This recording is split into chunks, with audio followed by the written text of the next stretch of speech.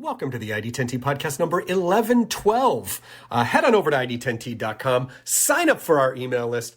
We have a bunch of new stuff that we're about to put up. We stumbled across a lot of vintage Disney shirts, so those will be going up soon. Probably just before the reopening of Disneyland, which I believe is going to be at the end of April. So if you want to get your Disney fix in the form of vintage T-shirts, then ID10T.com will hook you up. So head on over to ID10T.com and sign up for our email list. Let's talk about you, the ID10T community. Events at ID10T.com, like Ted, who writes, I want to promote my podcast, Piled High and Deep, the podcast. Just dropped my 40th conversation with a PhD. I talked to all sorts of people who have PhDs, physicists, historians, a rock band drummer with an English degree, meat scientists, biologists, mathematicians. If someone has a PhD, I want to talk to them. So you can find their podcast, and it's you go to his website, themountaingeek.net. And also, if you have a PhD and you want to be on Ted's podcast, you can reach out to him there. Thanks for sharing, Ted, and everyone else. Events at ID10T.com for your thing that you would like to promote to the ID10T community. This episode is Christina Hendricks, who is phenomenal. She played Joan on Mad Men. She's currently on Good Girls, which is on NBC, which is a great show. It's on Sunday nights at 10 p.m. Christina is also, if you're a Rick and Morty fan, she voiced Unity in the episode where they run into Rick's ex-girlfriend, who's a hive mind, and that's Unity, and Christina plays Unity. So she's just so fun and funny and cool, and I discovered in this podcast very early on in the podcast that she's way into interior design, and I will talk about that for hours. So just a really, really wonderful chat. So here's the ID10T podcast number 1112 with the amazing Christina Hendricks. Initiating ID10T protocol.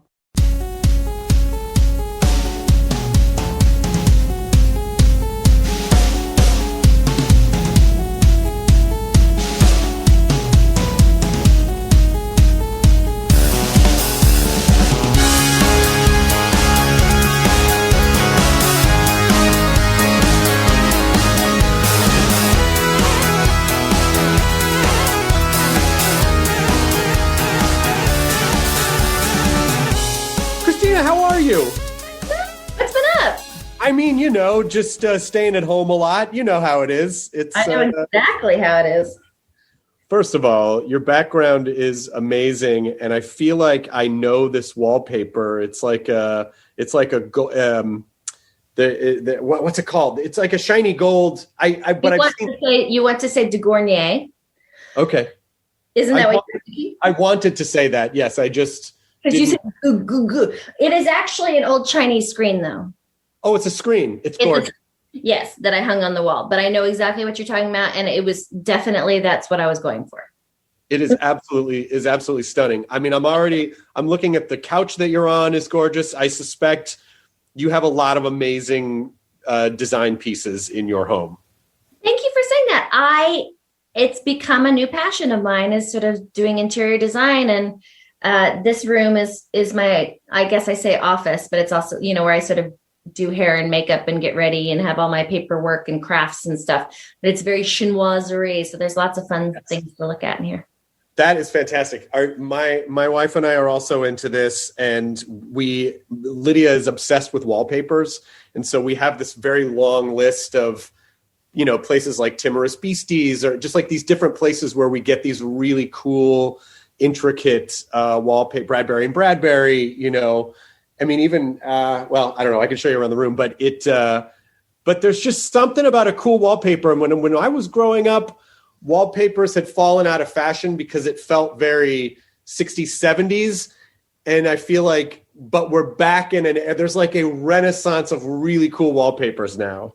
I have almost every room wallpapered at this point. I can't stop. Like, I'm running out of walls. I just did my master bathroom with Portatelio. Maybe Lydia knows about that. I'm sure she does. It's hand painted, kind of like de Gournay, but it's very modern. And I I'm like, I have a crush. Like I'm kind of like hanging out in my bathroom a lot. I'm like, you free later? Because I think I'm like, I need to have like a champagne party in my bathroom when we can all have a party again, because it feels like it deserves a champagne party. Or you also, before that even gets to be a thing again, you could just do a series of hangouts, Zoom hangouts around your place with the backgrounds from the different wallpaper companies. That's a good idea. Today was kind of my first big Zoom day. So I was like, where am I going to be? And I decided on this, and I thought, is this too busy? I don't know what most people do. And then I was like, there is no place in my house that is not busy. Every wall has some sort of crazy thing going on. So then I matched my dress to my wallpaper. Look at that.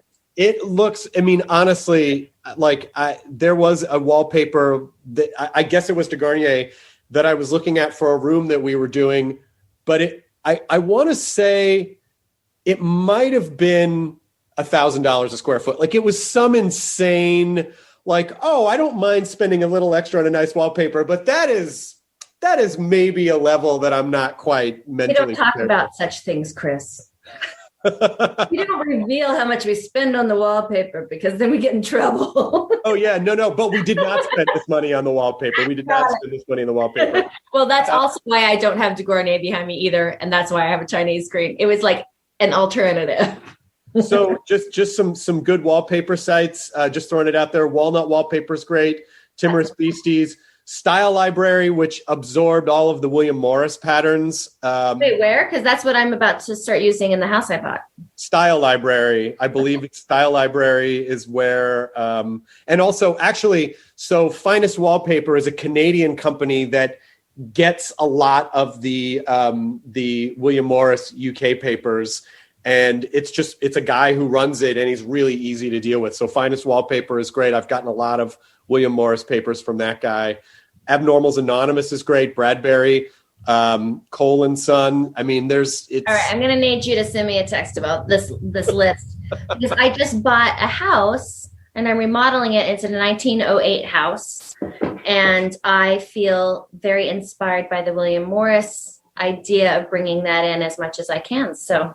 Oh yes. That arts and craft aesthetic is pretty unbelievable, and it's like William Morris and the Eastlake movement of the detailed hinges and knobs and locks and just the craftsman. I mean, it's a time where things were not necessarily mass produced, and people just really got in there and focused on the details. It's so amazing. You want to go down a fun hole on eBay? Yes, please. Look up Art Nouveau handmade tiles, and you're going to find these exquisite Art Nouveau. Sometimes it's just one. So I just started collecting them. I don't know where I'm going to put them yet, but they're so exquisite. A whole world of them exist out there. It's hard to not just want to buy a million, but suggestion for you. You collect a lot of Art Nouveau tiles and then build them into a fireplace surround, which is something that Lydia did. She bought an old fireplace from France and a tiled fireplace. And then like for the little floor part, just assembled these different tiles that were complementary to the fireplace. We call that the hearth. That has a name, the hearth. Oh, listen. That is one of my ideas. I also kind of thought about sneaking them in little secret places within the garden where you might like pull something aside and find a little gem in there, I got to say my favorite name for a thing that I just found out what it was called is the Ingle Nook, because I subscribe to a lot of like historical homes Instagram feeds, and the Ingle Nook is basically that little fireplace seating area that's under a main stairwell, like in a really old, like a Victorian home. That's called an ingle nook, when you have like a fireplace and seating underneath the, like tucked into the. I was talking about that 2 days ago, and I had no idea what it was called. I was like, oh, that's the thing that's got the benches inside. It's so cool. Ingle nook. Oh, God, we have so much to talk about. I mean, know. Look at this. This is first of all, it was so wonderful to run into you. I think it was, I don't know what timelines are anymore, but I think it was last year at maybe the Vanity Fair thing where we were waiting to go in, and then Lydia and I were there and you were there, and it was just so great to see you and catch up. And it had been years from the old days of, when Neil Harris and David Burka lived in LA, and they would have these amazing, literally the best party throwers of anyone I've ever known. They had the best parties. And one of the reasons they're so good is because they always had activities for us. Yes. It'd be like a game night or a theme night or, wood oven pizza night. And they had such a good group of friends. And I feel like they brought us all together. And when they moved away, we didn't get to see each other as much. So it was nice running into you guys too. And I think it was almost 2 years ago, honestly. Really? Yeah. God, I don't even remember what timelines are anymore. I don't. It might have been almost 2 years ago, but yeah. And let's talk about that line to get into the Vanity Fair party. I don't think I can ever do it anymore. I'm waiting 40 minutes to get into a party that then everyone turns around and walks out of. Well, it's go to another party. I'll tell you, we like it because it's kind of the main. Normally we'll go to the Elton John party. Obviously not this year because everything changed. And then we end up at the Vanity Fair thing. I got to say, they cater it with In and Out, and that is pretty rad. To just be everyone's in their fancy clothes. You see people like clasping their Oscars and then eating an In-N-Out cheeseburger. And it's absolutely delightful. I actually I don't mind. I'm not in a line. I don't love waiting in lines, but I will wait in line for that one because it is. I'll tell you why you don't mind. Why? Because you are not wearing 6-inch heels. You know what? This is very true. This is 100% true. I hadn't even. Yeah, why you don't mind. But Lydia might mind a little bit more. Next time I'm going to do it, I'll wear the 6-inch heels. Yeah. You're like, oh, this is what Christina Hendricks was talking about. And I'll go grab you that burger because you won't be able to move as quickly. But the David and Neil parties, first of all, I think being their kids must be the most amazing experience in the world because David and Neil occupy this space in between this very childlike wonder of, just like loving, the Muppets and all sorts of fun, like Halloween, like their Halloween costumes are so intricate. And then also they are exceptional art collectors. So it's this melding between like this kind of fantasy world and also incredibly academic high art at the same time. And the magic castle and the haunted mansion from Disneyland, and there's secret rooms, and the food is whimsical and delicious. Oh my gosh, I know. There's probably a fire juggler like just hanging out at the party. Oh, definitely. There's definitely been aerialists and sword swallowers. I said sword swallowers. Sword swallowers. Swallowers. Yeah. I do miss that. And I get the closest I can get is watching their Instagram and seeing all the fabulous things they're doing, from afar. It's funny because we talk about going to events and we talk about like hanging out at things and how maybe there were times in the before times where we'd go, I don't feel like putting on a bunch of fancy clothes and having to go stand at a thing. And now I look back and go, I wouldn't mind putting on some fancy clothes and going and standing at a thing maybe a little bit now. Wouldn't mind so much. I think there'd be some adjustments. I think the heels are going to be a little lower. Mm-hmm. Most women I've spoken to are like, I went and put on a pair of high heels and my body didn't even know what to do. Like, it was just like, how do I move forward? How do I, not trip and fall on my face? But I have definitely had those moments where I was like, I just want to put on a cute thing and like some real bright red lipstick that won't smear all over a mask and like just like go out and be fabulous. And there will be a candle on a table and, just the little things. I suppose I could get dressed up and put a candle on my own table at home. It's just not the same. It's just it's not the same as when someone else puts a candle on a table in a space and then you go temporarily occupy that space and then you leave. The wine list at my house is not nearly as intriguing. No, but it's easy to get in and out. That is the one thing that we can easily get for our, that is, we've done the in and out drive-through every so often, and it feels very safe. It's very well organized. And that has literally been about the only place that we've been. It's just driving through in and out occasionally. I finally went to a restaurant and sat in a parking lot and had a margarita. Okay, I'm lying, 3. Okay, sure. And, and it was like they had, distanced the tables and everyone was outside and they made it pretty cute. And I was like, this is like it used to be. Nachos and margaritas. And I really was blissed out. I was just like, let's never leave this place ever. So you felt okay. You felt safe. You felt like parking lot. I never want to leave ever. You felt safe. You felt like it was all okay. You didn't leave and go, okay, I felt risky. I don't know. You felt good about it? Yeah. I mean, the tables were probably 15 feet away from one another. Right. And the waiter had a mask on. And every time he got near the table, I immediately was like, whoo, threw my mask back on immediately. I was like, I'm sorry, sir. I'm sorry. And they're like, it's okay. But I'm super conscious of it. I go to work every day.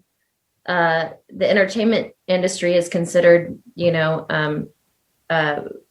am I blanking on what we're called? Essential workers. Right. We're considered essential workers, but we still are not allowed to get vaccinated. So it's tricky because we all get tested every single day. I get tested 8 days a week, 8 times a week, 5 days a week. So you feel safe with your group, with your pod that you're with. And, as actors, we're the one group on set that have to take off of our safety gear, which can feel vulnerable. So when I'm at work, I'm surrounded by people, but it's in this little zone bubble. So all of a sudden getting a margarita in a parking lot felt very crazy to me. This is insane. What am I doing? In the old days, you'd feel weird about drinking in a parking lot. It'd be like, what are we, 15 years old? Come on. And now it's like, no, this is the safest, most responsible way to do this. That's very adult. Oh, I had a friend who recently called and was like, I went to this restaurant and their parking lot game is on point. Like, that is not something we used to say. Like, the parking lot game is on point. I'm like, ooh, where? Take pictures. Let me see. Yeah, there were a couple places that when outdoor dining first opened up a handful of months ago before it shut down again, it was like, I mean, technically that's an outdoor space, but it's really kind of an indoor space, And Lydia and I would just sort of look at each other and be like, do you feel ready yet? And we'd be like, no, not yet. We're just not there yet. We're fine. We'll just stay home. Because the thing too is, unless it really is on point, I'd rather order some nice food and have it at home. I mean, to me, the idea of being out just to be out, if it's really like just on a sidewalk with cars, like, I'm not interested in that. I'm very much influenced by my atmosphere. Yeah. So if I can have the food at home, that's fine. But I can wait it out until I go inside. I feel very lucky though to live in Los Angeles during this, because I think about my friends who live in New York City and the way that they've tried to sort of move restaurants to the street or partition them with these awkward little things and people just walking by all the time. I just think I wouldn't feel safe or comfortable at all. And then also winter. And winter and having to walk your animals and stuff. I feel so grateful to have a yard, to just go outside and get some fresh air and know that my dogs can run around and be happy and not having to sort of like gear up and take it to the street where there's just hundreds and hundreds of people passing you every moment. I feel very lucky to be in LA. Yeah. And I also, it's interesting to be in my 40s for this. And like, if I'd have been in my 20s, I would have been like, God, I want to go out. I just want to do stuff. But, we were already kind of homebodies anyway. And so there is also part of it where I just feel like, oh, okay, great. Yeah, I don't have to feel guilty about being in pajamas by like 5 p.m. Like we're just being responsible. So I feel very comfortable with not going anywhere. And I actually, even though occasionally I want to like, I wish we could, in general, I'm like, I'm perfectly happy to not have to go anywhere. I'm perfectly comfortable to just be at home. Completely. Or I'll have the thought where it's like, should I try to, I mean, I could meet a friend and I'm like, no, it's too much. Like, just even the idea, it seems overwhelming at this point, and I think what I realized, and I'm sure a lot of people did during this, is that I'm not quite as social as I thought I was. Right. Years and years, I just thought I was super outgoing and that I loved social events and all this stuff. And I was like, oh, I think I do like those things, but not nearly as much as I was attending them. Right. And I think because there's a certain element of, it's such an interesting point that you say that, because I think there's a certain way that we go about it that if you look at it from a little bit more of an outsider's view is actually incredibly isolating. Like we might go to an event, but it's not like you're necessarily going to meet a bunch of people. You're going to go to an event. You might show up alone or with one other person, but it's not like in general you go meet a ton of people. You might run into people, but really you're just kind of your own pod. And also social media makes us think we're being social, but really you interact with that in a very isolated way. And so that idea of, like isolated socializing is sort of, you're absolutely right. We're not as necessarily social as we thought we were. Yeah, it's sort of like you realize the people that you continuously reach out are your core group, and you'll continue to find ways to either sit outside in the yard together or Zoom together. And then you're like, oh, I didn't see all those other people that I see a couple times a year. I'm cool with it. Cool. Like, it's fine. Like, they're nice, but it's just, it's mingling. I guess I don't miss mingling as much. Right. This sort of the small talk of like, how you doing? What are you working on? No, I'm doing this. Oh, that's great. Okay, well, I'll see you later. Like those awkward kind of like you recognize people, you definitely, you like them, but you also in 3 minutes, what can you really, like, what are you, as you're sort of like passing by people in a crowded, hey, oh, that guy, oh, that lady, hey, you're great. Okay, bye. Like, oh. I know. It'll be interesting because we will go back to it. Yeah. We will go back to it and we'll probably have fun. It will be fun in the beginning, but I wonder how soon we'll just get all spoiled about it too. Like, I don't want to go anywhere again. But it's the socializing, but without the connecting necessarily, because it's not really set up. These kind of like loud eventy things are not really set up to like fully connect. There's so many people. There's so much stimuli. There's so many things going on. It's very dynamic. It's eye candy. I always really like to see all the outfits. I love seeing what people are wearing, especially your wife.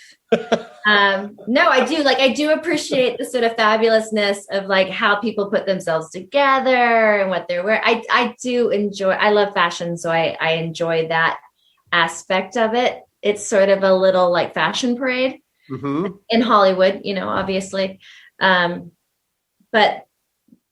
But it is sort of just a feast for the eyes more than a lot of other things, And now we briefly pause to thank our sponsor for this episode of the ID10T podcast, BetterHelp. A lot of people take care of their physical fitness religiously, like going to the gym and watching what they eat and eating certain things and really trying to take care of their physical being, but then not always think to take care of their minds, right? And there can be a misunderstanding of what therapy is, like, oh, well, maybe you have to have something specific to talk about if you go to therapy. And that's not necessarily the case. It can be whatever you want it to be. All right. You can talk about specific things. You don't have to talk about specific things. It could just be someone to listen. If you have like generalized issues, just someone to listen to you in a private way. I mean, you don't have to tell every person in the world your personal business if you don't want to, but you can talk to a therapist privately. And that's where BetterHelp comes in. It's customized online therapy that offers video, phone, and even live chat sessions with your therapist. So you don't have to see anyone on camera if you don't want to do it that way. It's much more affordable than in-person therapy, and you can start communicating with your therapist in under 48 hours. So join the millions of people who are seeing what therapy is really about. It's a good time to to invest in yourself because you are your greatest asset. ID10T listeners are going to get 10% off their first month at BetterHelp by going to betterhelp.com/Hardwick. That's BetterHelp.com/Hardwick. Thank you to BetterHelp for sponsoring this episode of the ID10T podcast, which now we return to. Well, I can't help but wonder if just sort of talking about this, talking about aesthetics, talking about home design, if there is a design play in your future of either flipping houses or doing something. I don't know. Would you want to take it to that level, or do you still feel like, no, it's a hobby. It's something I like to do for myself, but I don't need to like scale it up in any way? No, actually, I would really love that. I think, I bought this second home as an investment property, but I'm going to have a friend live in it. So it's interesting because I'm not preparing it for myself, but I'm preparing it for best friends. So I want it to be special and have all the good bits, But not only that, I find it super, super creative. And, as an actor, I was talking about this with another friend the other night, is you get to be creative every day, but you are translating someone else's vision. Mm-hmm. You are the producer, the writer, the director. You're there to help execute that in the best way possible, help storytell in the best way possible. And you bring your own version of what that is, and your contribution is your emotional take on it. But I'm finding that, to decorate or to be creative in that way is completely mine. Mm-hmm. And to be able to control it from start to finish is very satisfying. And I find very, very like a completely different creative outlet. And I would love to do something, even if it was on a small scale of sort of like doing a collaborative line with a company, like silverware for Bed Bath & Beyond or right. Linens for such and such, or wallpapers by Christina or something. I think I would really thrive creatively in that space. So I'd like to sort of get that thought out there. I've been on my Instagram, even sort of been posting here and there, like when I redecorate a room, to sort of be like, oh, Christina Hendricks and home design aren't foreign things. Like it could be a blended thing. So I'm going to share my process of redoing this house, because I really am doing it from like completely redoing it. And it's already been a nightmare, to be quite honest with you. I mean, it is like, contractors, right? What is with contractors? Well, I don't, it's tough. It's tough to find, because I think it's like one of those things where you can go to contractor school, but it's not like, and there are definitely good contractors out there, but I think good contractors are so in demand, and good subcontractors are so in demand. And a lot of them, because of the demand, sometimes I'm guessing they don't necessarily have to show up or be on time because they have many options before them. And I don't know, I would probably have to deep dive a little bit more specifically with a contractor to find out, but it is tough. And I have a person that I think is good, shows up and they do the work. And, but it's difficult. It's difficult to find because it's also, you also become a director in a way, because you might think that you're being very clear about the vision you have for a room, and then you show up and it's like, oh, they tiled it in reverse. They're like, oh, did I not? Where was the miscommunication? So you have to really be comfortable with the fact that like 40% of the shit you try to do will probably go sideways when you're renovating something. But it is astounding to me. So I agree with you. You could describe something to someone with your words and say, oh, let's just say shabby chic for the ease right. of a phrase. And that could mean something very, very different to you than it means to me. Yeah.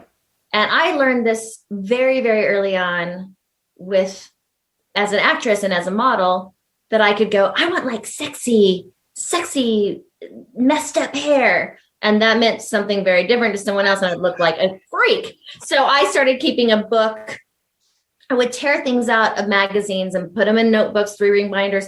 And, before iPads, I would carry this 3-ring binder around and go, well, let me just reference what I'm talking about. Because I realized the picture is 1,000 words and it means, so I have Pinterest pages. I have pictures. To a contract, I'm like, this is what I'm talking about. Still nothing. I swear it's like, I feel like I'm going insane sometimes. And I'm a really specific person. And I feel like I describe things well. Oh boy, it is something else. And also just getting them to show up. Like you said, can you imagine in our job, if we just didn't show up, we're like, you know what? A little sleepy. Well, that's the entertainment industry is the reverse, is that there are more performers than there are jobs. So we know that we're replaceable if we don't show up, so at any moment. But contractors, it's like, oh, fuck, this plumber didn't show up. And then they might go, oh, fine. Well, you use a different plumber. And you go, I don't know how to find that, And they're like, exactly. We know that. I mean, Yelp has been very helpful, though, like finding people in your area. Apps like Nextdoor can be good for people to kind of share, like, oh, this is someone in the area that showed up, that did a nice job. So, but I do think there is a lot of word of mouth behind it. And, many years ago, I was working on a restoration project and stuff, it's like things would kind of get done sort of wrong. So then, I realized like, oh, I'm getting billed for them to undo the thing that, and then redo. And maybe that was my fault, or maybe it was, I don't know, but it's not like I have a lot of options. Like, I guess I got to do this. But what I'm learning, because I am not necessarily a patient person, but this is it's truly teaching me to be patient and to just say, there's truly nothing I can do about this in this moment. Mm-hmm. There's really nothing that I can do right now. So I'm going to breathe. I'm going to wait a minute. I'm going to think about this, have a conversation, and try not to sound like I'm attacking. I'm going to listen. I'm going to breathe again. I think it's making me grow up a little bit. I'd like to think that I'm becoming more of an adult.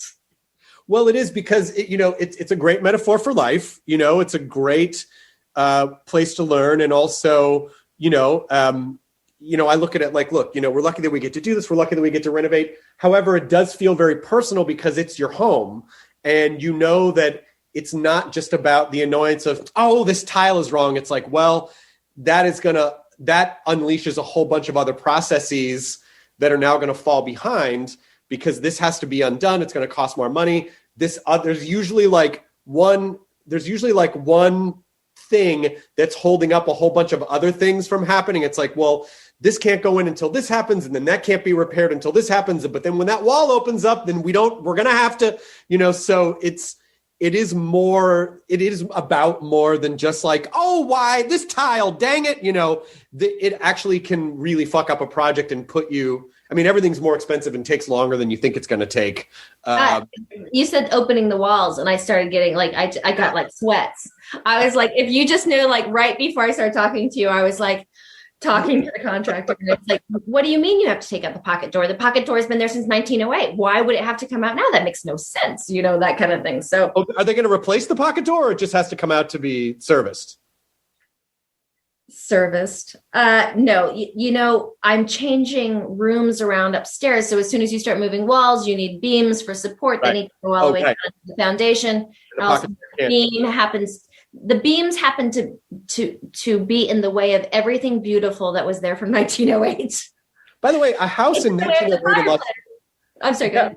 No, I was going to say a 1908 house for Los Angeles is pretty remarkable because the majority of LA's early modern history is the 20s, basically, like the sort of Spanish revival movement of the 20s. And we live in a Spanish revival house by an architect named Paul Williams. And so that was really kind of the sweet spot of, and LA has like, there's the 20s, and then there's kind of like the 50s mid-century modern movement. And then there's then the 70s happened. And that was really where a lot of the Valley, like you can see the construction was like, just put it up fast, just stucco the shit out of it, stick it up fast. We need buildings. People are moving here to be in movies. So, but 1908 is a remarkable and laughable to any other part of the world. It's like, that's really not old. Yeah, but it is to us. It is to us. And when I bought the home, I found, old photos of the house with people sitting on the front porch in clothes from the early 1900s sitting. And I could see which pieces have been there from the beginning. And I just cherish them. Of course, want to recreate the photos with me sitting on the front porch with the woman, those little treats that you find. I've always been into historical homes, I think, because my dad, we lived in a Craftsman when I was little. My dad remodeled it. And so in a way, I feel like this is a Craftsman, and I feel like I'm kind of recreating my childhood home in a way. I was saying the other day, no, I have to have the old push button light, light fixtures, and not light fixtures, light the switches. And he was like, well, do you have to have those? I mean, they're a little more expensive. And I said, you don't understand. I had those in my house when I was a little girl in Portland, Oregon. It was in my Craftsman home. To me, Craftsman homes have those switches, and I have them in my home now. So it's just a must. Yeah, it's in the details. Yeah. So it's the little things that pull at my heartstrings, that excite me about this. So you try to save money here and here and here. And then the little things that really, are important to you, you got to make sure in there. I find Craftsman's really challenging because I feel like a Spanish or an Italian at home, there's a little bit wider of a berth of the types of the things that you can put inside it and still make it work.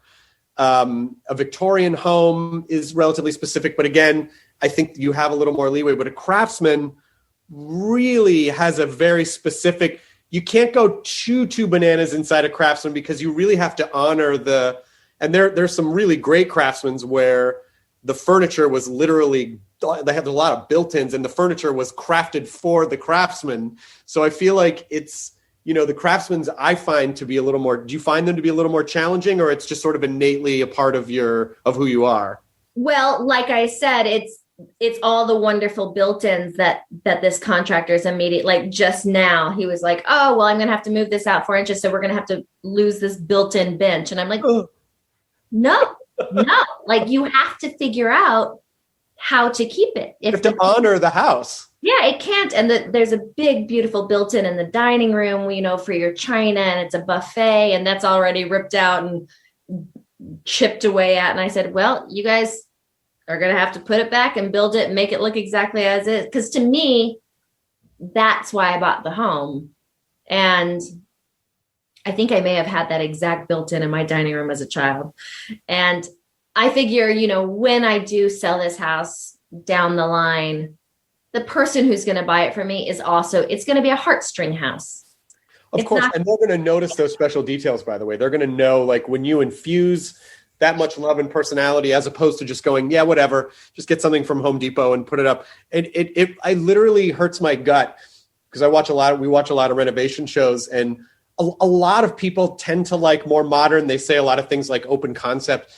And so, they'll go into like some beautiful old house and you'll see like these really incredible built-ins in the dining room. And then there's this slow motion, like, no, when they go, yeah, so we're just going to take these out and then we'll just paint all this wood white. And I'm like, don't paint oh God. And, it just guts us because I just feel like you're not, yes, you of course make it your own.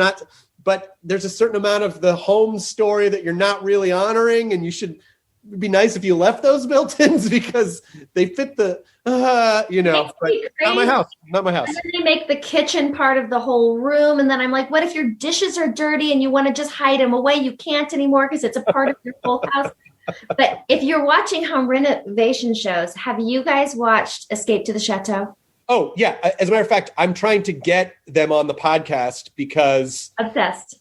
Angel and Dick, I mean, first of all, one of the most charming families in the world. I mean, the amount of times that they are laughing together, and also just the fact that she has these visions and Dick never questions it. He's just this engineer and culinary genius who just figures out like, oh, okay, well, whatever you say, I'm a genie who will just manifest this somehow. And he fucking figures it out.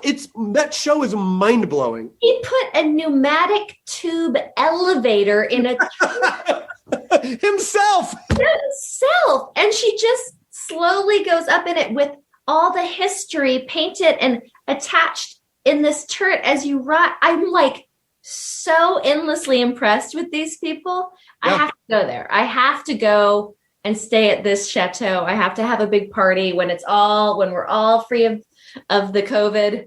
We're gonna all meet up there. I would absolutely love that because and I'm so happy for them because it's not even just that they had this dream and they took this dilapidated chateau and turned it into this paradise, but it worked. Like it's become incredibly successful, and I'm so interested to talk to them. I just like, where the fuck does Dick come from? I know he was an army engineer or he was a British military engineer, but like, where did he learn to be a master chef? Like it just, the amount of hidden talents. And then Angel's like, oh, I wanted to make a lamp that had all these pictures. So I just opened up. It was like, how do you know to do that? Like the knowledge that the two of them have is mind blowing. And if they don't know, they look it up and they teach themselves. And then they invite all their brilliant friends over who happen to just be extraordinary painters and willing to just chip in at any moment. And then they're just like, oh, look at the mural on our l'orangerie. Who are you people? You're like my fantasy friends. I want to be friends with them. Who does not want a l'orangerie after watching Escape to the Chateau? It's like, oh, well. I can't believe I've lived this long without one. Didn't know I had a l'orangerie-shaped hole in my soul, but apparently I do. And it can only be filled by a l'orangerie, which could be used as a common area or a dining room or just a general hangout space. Do you remember when there used to be the restaurant l'orangerie? Yes, wasn't that off Beverly? It was on La Cienega.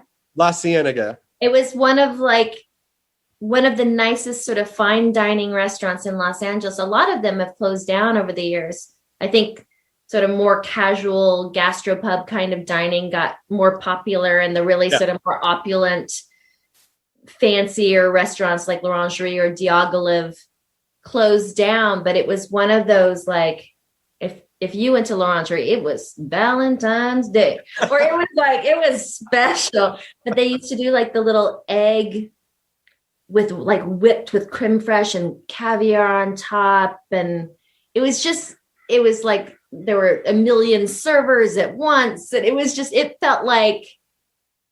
I felt like Bugs Bunny at the, where like the big dome was going to open up. And there, it's like, I think I only went twice in my life, but that might come back because I think when things normalize, I think people will really be craving these like full experiences again, like let's splurge, let's go out on the town and really do it up, and I wonder if there's going to be a parallel between, and I'm certainly not the first person to advance this theory, but, post 1918 Spanish flu, you have the roaring 20s, will there be a kind of roaring 2020s for people who are just so thirsty for real life experiences again? I don't know, maybe.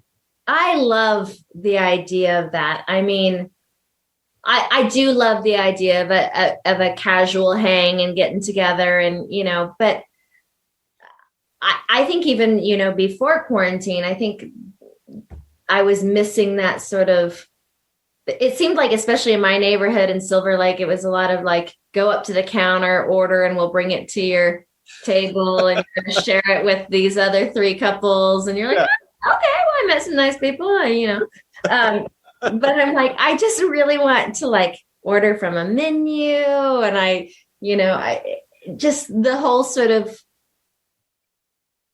sitting back and treating yourself and getting dressed up and sort of like the idea of like going to the theater and getting dressed up respectfully to go and give respect to the performers. And that sort of formality, I think, went away a long time ago.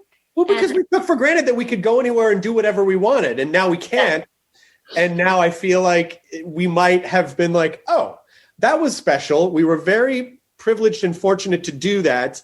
And if we have the opportunity again, we should really appreciate it and not just make it feel disposable, like, ugh, you know. And I totally like, you know, a multi-course dinner and and like the full, you know, where you. And have why not a wine tasting, a wine pairing? Why not? Like block off like 2 or 3 hours for a dinner because it's like a full experience, you know? No, it sounds so wonderful. It's so funny because I'm talking to you today, and before I did Seth Meyers, and I haven't.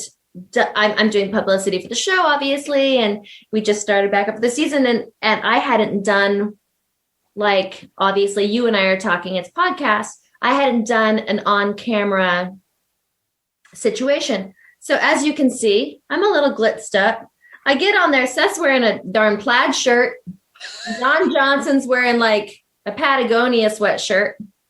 I was like, I guess I'm a little overdressed, but I'm wearing a sweatshirt that has like old library card stamps on it, and I'm wearing a hat. Yeah, I know. You're absolutely right. You know what it is too, because it is that the layering of home and work at the same time, where it's like, and as a stand-up and a writer, and it's like, of course, a lot of my work was done out of my home before, but really, like, we were shooting Talking Dead in my basement when I was alone. I would literally just walk downstairs, make a television show, and then just go back up to my kitchen, you know? So there is that we're going to have to start getting that separation again of like, no. You got to like you got to dress up to be presentable to do your job. And but we don't use video though. We don't use video for the podcast. Yeah, you don't use video. That's why I was like, when I was on Seth, I was like, oh, this is fancy. I'm going on like a late night talk show. This is what I would wear. I got on and I was like, oh, I didn't realize this was the camping episode. I didn't know I was supposed to wear like Back to the Future orange puffy vest. That's really funny. Yeah, I was very overdressed. That's really funny. Just to kind of wrap up the home reno talk, because I want to ask you about a couple other things. But okay. I love that the thing that I love about it, you talked about it with acting, and like, is that, you know, as performers, often what we do is very intangible. We do something. It's spoken. It's, you know, it's movement and words, but it's not like a thing, you know. And so to be able to, you know, and I think renovation, there's design work, there's a bit of hunting and gathering, there's a bit of treasure hunting and curation to ultimately create this piece of art that you can live in. It's a livable piece of art. And we don't have that luxury as performers because, like you said, we don't control any of it. And it's not linear in the sense where you go, I have done this, now I will do this, now I will do this. It's like, it's very, you know, I get to work on this. I don't really have control over how it's received. Maybe I'll work on something else. It's like, it's not satisfying in those ways. Exactly. I think it's funny that someone could go, oh, wow, I just saw this film you're in. It was so great. You were wonderful in it.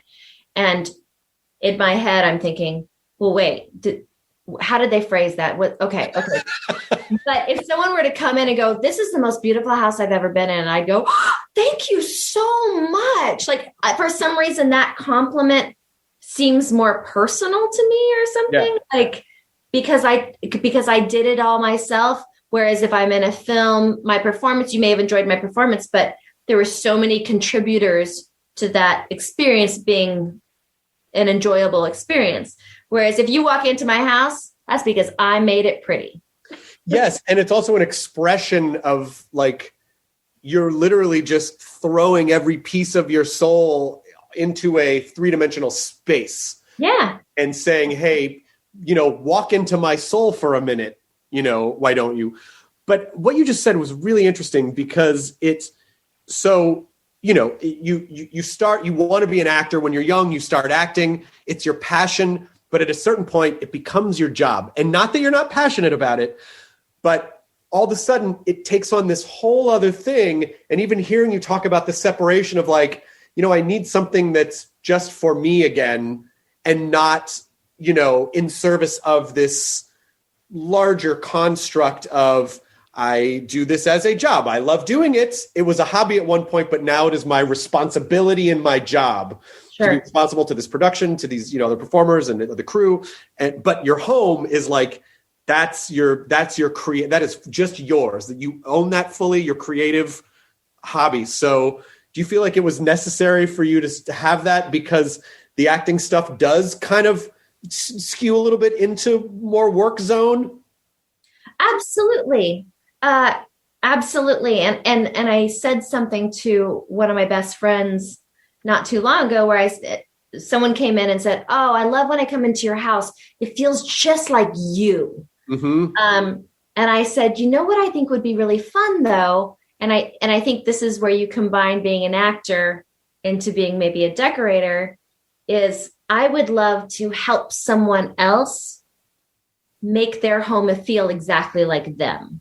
Yep. And I think the reason it's a cross between actors and a decorator is one of the things we do as actors is to read other people, to observe them and understand their intentions and sort of try to get into their spirit and their soul a little bit. So I feel like I've always been a very good reader of people. I've always been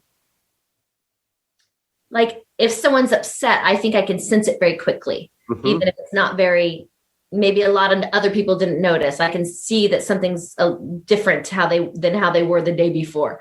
Or I can see when someone seems to sort of light up when they have a passion about something or they see something that they like.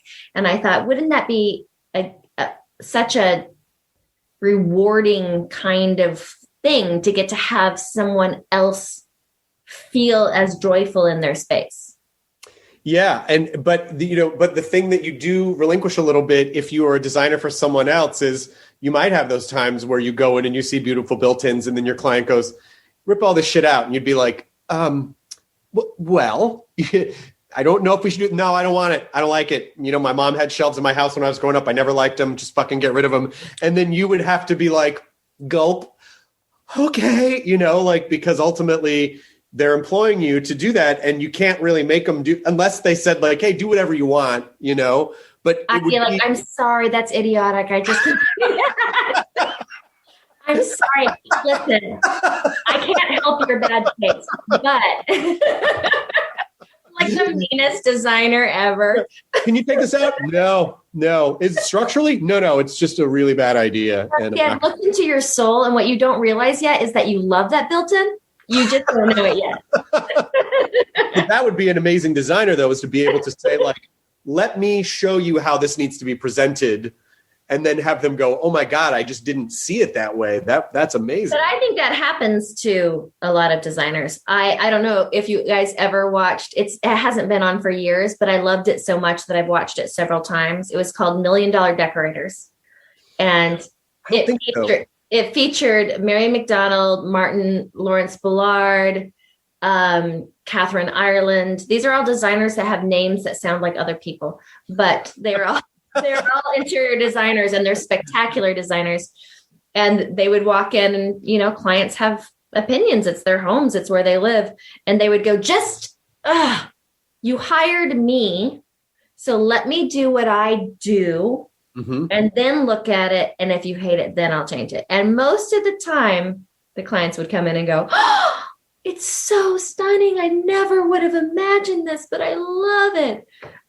But these are also some of the top designers in the world. So. Okay. Well, this is a show that we're definitely going to have to watch, because we're fully obsessed with this world. And also the restoration of, like honoring a house the way that the architect intended, or the way that it was to really is kind of like to preserve it, And obviously there are things that, in the 1920s or, in earlier parts of history, people didn't own as many clothes, so there weren't enough closets. So is there a way to expand your living, to make it livable without going, rip all this shit out, open it up and put marble down, to make it livable in the modern sense, but not modern in the modern sense, that not from a design aesthetic, but just make it livable. That is exactly what I'm trying to deal with right now, because my upstairs is the configuration is exactly what you said. There's no closets. There's two little closets. And I mean, if they're like me, they've got toiletries and, a million things. So it's how can you make it look as if it was built there in the first place, be super functional, and somehow, you want that underlighting in your kitchen these days, does it go with 1908? Of course it doesn't, but it's functional and it looks great and you need it and you want it. And so it's a matter of but let's make sure that the kitchen knobs are historical so that the underlighting doesn't look so bizarre, blending these two things that, yeah. And there's a lot of good hardware companies that make, I don't love new for old a lot of the time because things just look machined as opposed to, but sometimes you do need a modern fixture sometimes, especially if it's like a door handle or something, just because of the way. And so there are companies like, House of Antique Hardware or Van Dyke's Restorers or these places, or even Liz's Antique Hardware on La Brea is fantastic. I mean, I used to, when you could still go to stores, I would just go through and just rifle through old doorknobs. I mean, and your hands would get all dirty because it's just all metal and dirt and old, and I just fucking loved sifting through old hardware. I will stop if I'm walking when I'm traveling and just take pictures of doors and fucking door hardware. I tell you, your phone library must be the exact same as mine. It's just literally I just saw this wrought iron fence and I had to take 20 pictures of it because it was so extraordinary. You could spend days in Liz's Antique Hardware.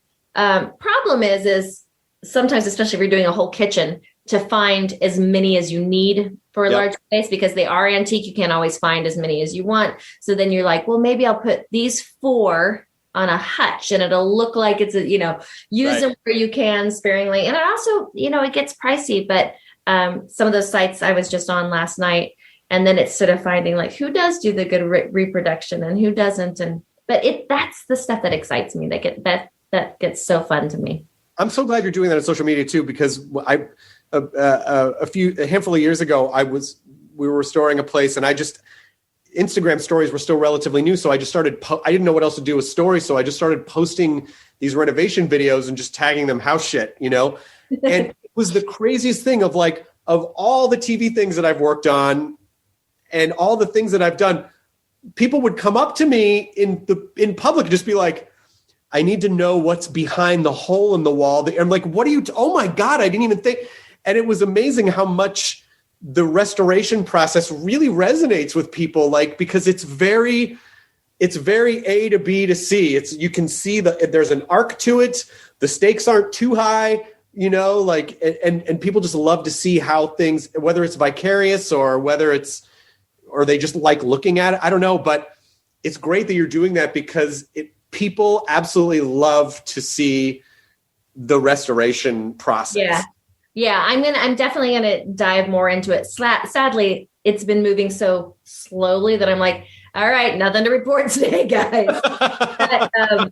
But once it's, I'm still in the framing process, but once we start going in and doing finishes and choosing materials and stuff, that's when it's really going to get fun. And I already have a back house filled with kitchen supplies and stoves and things that are already starting to arrive. And I'm going to do some old tin ceilings in one of them. And inspired by Neil Patrick Harris, there's this one little sort of under the stairs hidden closet that we were like, what if we make it the tiniest speakeasy ever in the world?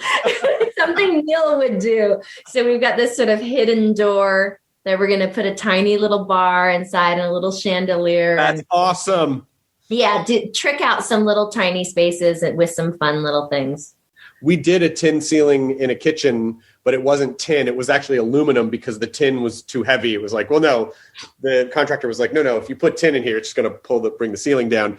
So we found this company. It was like American Tin Tile or something. And it's aluminum, but it looks that's what I'm using. Oh, great. Yeah. That's great. Yeah, I just got samples sent to the house and I'm like testing out the colors. And it's like all the little dream things that I've seen places in my life. I'm throwing in this house. Why not? To just jump topics really fast, because literally I would talk your ear off for 5 hours about the home renovation stuff. But I don't know why I feel compelled to admit this to you. I've never seen the last 2 episodes of Mad Men. And the reason that I haven't is because I have a problem with shows that I love. I didn't watch the last episode of Deadwood for like 6 or 7 years. I can't, it's hard for me to let go. It's hard for me to let go and know that it's not still there. And so when I know in the back of my brain, no, these 2 episodes, the show's still there. I haven't watched it yet. I have a bizarre avoidance with finishing shows that I love, and it's like the last episode or 2. Do you find that when you do watch an episode, like one of the last episodes, that you're disappointed and so you avoid that? Or you just like knowing that you've got a little treat somewhere? I get sad that it's over. I get sad that it's done. And then I think like, well, but I didn't even work on the show. Like you worked on that show for years. And that show changed television, like like Mad Men was really that sort of first, I don't know. It ushered in a new era of television that we take for granted now because of the Netflixes of the world who make 100 shows like that now. But at the time, not like that, Chris. Come on. But really, like the show was so. It was just like stepping into this time ribbon and just like really wrapping yourself in it, and such a gorgeous, amazing show. I mean, do you miss it? Do you feel like, okay, no, it was a thing that I did for a period of time and I'm comfortable. I was able to move on. Or do you still kind of go, oh man, with all these revival things where shows just get revived again, it'd be really great to go back and play in that world again. I think I'd always want to go back and play in that world. It was so unique and so special, and we ended when we needed to end. You want to end when you're still on top, but the writing, that writing was just so. Sometimes I'll go back and watch an episode.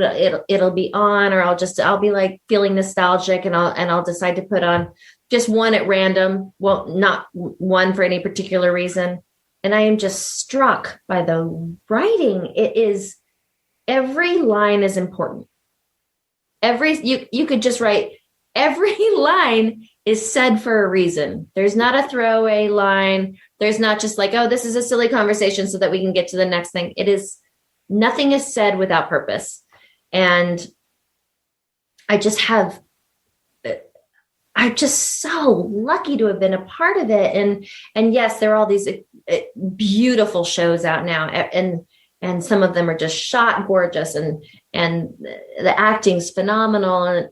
But I've never found writing that moved me like that. And I got to be a part of it. And the great thing is that some people are just now discovering it. And because we can stream now, people are, another generation hasn't been that long, has it? Jesus, and like my grandchildren are not. It's only been off the air 5 years. But people who didn't watch it then are watching it now. And I think it resonated with people so much that people still bring it up to me when I'm out in the world in parking lots, drinking margaritas. Then I was like, when am I out in the world? Never. No, but it seems to still really resonate with people and stick with people. And I love it. Yeah. I'd go back if they were like, we're doing it again. We start it tomorrow. I'm like, okay, cool. Did I read correctly that you learned the accordion as an adult? Or did you learn it because of Mad Men, or did you just learn it because you thought it was a cool instrument? Because if so, that's rad. Well, I did. I started to, and the way that I ended up playing the accordion in Mad Men was that Matt Weiner called me. Matt Weiner's the creator of Mad Men, and said, "Do you speak French and do you play the piano?" And I said, "Well, I'll learn French. And why do you need me to play the piano?" And he said, "Well, we want to do the scene where Joan plays piano in her apartment." And I said, "Well, we've never established that Joan has a piano in her apartment. And I don't know where we would all of a sudden say that came from. But what you don't know is that I've been learning the accordion, and that's easy to pull out of a closet." And it just so happened that that instrument was much more popular in the 60s, obviously, than it is now, because everyone thinks I'm so weird. But I was a very, very beginner. And so I took some more classes, but when you see me play it on the show, I'm playing more chords than like a lot of the sort of melody. But I really enjoyed playing it. I loved it so much. And after Mad Men, I jumped straight into other projects, and I just didn't have time to keep practicing. And it's oddly hard to find an accordion teacher. Not a lot around. So,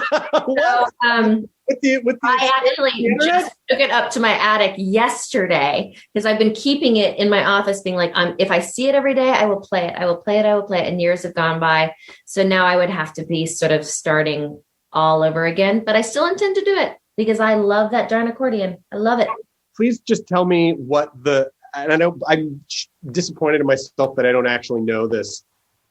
What is it specifically that the buttons on the left hand, are they shifting keys? What are those doing? Yes. When the buttons on your left hand are chords. So you're going from a major chord to a minor chord, and you jump from a C to an E up and down the scale. And then your right hand is just playing the piano keyboard. Melody, like you're just playing the melody with the right hand. Okay. So it's kind of like doing Braille as well, because you can't hunch over and look at it. So everything's by feel. So the buttons on the left, there's two buttons. One has an indentation, and one has a couple little bumps. And you just have to know everything spatially in relation to those two buttons. So it's not an easy instrument to learn, but I think it's so beautiful. It's a very romantic instrument. Maybe there's some kind of a thing where you renovate a house for someone, and then at the end, the couple is having their dinner in the finished house, and then you come in and like sing them a song with the accordion.